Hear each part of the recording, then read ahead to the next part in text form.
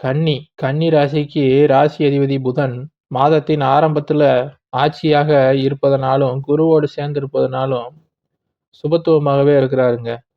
மாதத்தின் பிற்பகுதியில 11ஆம் பாவமாகிய கடகத்துக்கு அவர் பயிற்சி ஆவது ஒரு நல்ல விஷயம் தாங்க. ஏன்னா 11ஆம் பாவத்தில் இருக்கும் கிரகங்கள் நன்மையவே செய்யும் அப்படிங்கிறதன் அடிப்படையில ராசி அதிபதி புதன் 11ல் வருவது ஒரு நல்ல விஷயம் தாங்க.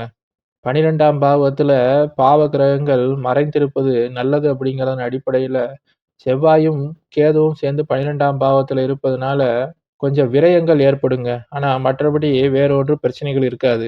எனவே எதிலும் கொஞ்சம் கவனமோட இருப்பது, கொஞ்சம் செலவ கட்டுப்படுத்துறது ரொம்ப நல்லதுங்க. 6ஆம் பாவத்துல ராகு இருப்பதனால கடன், நோய், எதிரி பிரச்சனைகள் கொஞ்சம் மட்டுப்படும். அது இந்த காலகட்டத்துல கொஞ்சம் குறைவதற்கு வாய்ப்பு இருக்குதுங்க. ஏன்னா அந்த பாவகத்தை குரு பகவான் பார்ப்பதனால அந்த பிரச்சனைகள் ஓரளவுக்கு கட்டுப்பாட்டிலேயே இருக்கும். 7ஆம் பாவத்துல சனி பகவான் இருக்கிறதுனால வாழ்க்கை துணை, கணவன், மனைவி ஆகியோருக்கிடையே ஒரு சில மனஸ்தாபங்கள் ஏற்படுவதற்கு வாய்ப்பு இருக்குதுங்க. ஏன்னா கலஸ்திர சனியாக அவர் வந்திருப்பதனால, இந்த சனி பெயர்ச்சி முழுவதுமே அவர் 7ஆம் பாவத்துல தான் இருப்பார் அப்படிங்கிறதன் அடிப்படையில கொஞ்சம் கணவன், மனைவி விட்டு குடுத்து போகணும். அவர்களுக்குள்ள எந்த ஒரு பிரச்சனையும் ஏற்படாம பார்த்துக்கிறது நல்லது.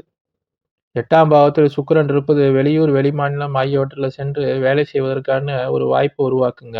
ரொம்ப நாளா வெளியூருக்கு படிக்க போகணும், வெளியூருக்கு வேலைக்கு போகணும்னு நினைச்சிட்டு இருந்த கன்னிராசிக்காரர்களுக்கு எல்லாம் அது இப்போது நிறைவேறுங்க.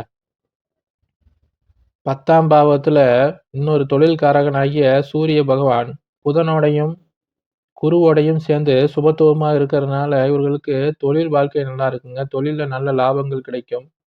ரொம்ப நாளா வேலை இல்லைன்னு தேடிட்டு இருந்தவர்களுக்கு இப்போது நல்ல ஒரு வேலை அமையுங்க.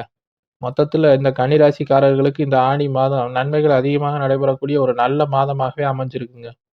கன்னிராசிக்காரர்களுக்கு ஜூலை மாதம் 18ஆம் தேதி அதிகாலை 3 மணியிலிருந்து 20ஆம் தேதி காலை 6 மணி வரைக்கும் சந்திராஷ்டமங்க. இந்த காலகட்டங்கள்ல தேவையில்லாமல் பயணம் செய்வதை தவிர்த்து, புதிதாக எந்த ஒரு விஷயங்களிலும் தலையிடாமல் இருப்பது ரொம்ப நல்லதுங்க. இதே போன்று அடுத்த 6 ராசிக்கான பலன்கள அடுத்த வீடியோல பார்க்கலாம். வீடியோ பிடிச்சிருந்துச்சுன்னா லைக் பண்ணுங்க. உங்களுடைய கருத்துக்கள கமெண்ட்ல சொல்லுங்க. நன்றி, வணக்கம்.